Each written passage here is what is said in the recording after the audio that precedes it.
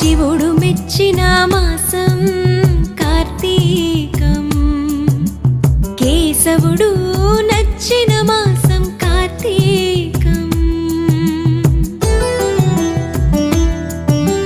శివుడు మెచ్చిన మాసం కార్తీకం, కేశవుడు నచ్చిన మాసం కార్తీకం.